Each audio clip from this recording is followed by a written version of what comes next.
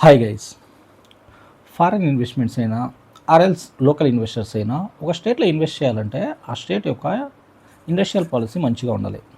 For example, lands reasonable స్టేట్స్లో lands ఇవ్వడం, power bills తగ్గించడం, రోడ్స్ అండ్ డ్రైనేజ్ సిస్టమ్ మంచిగా ఉండడం.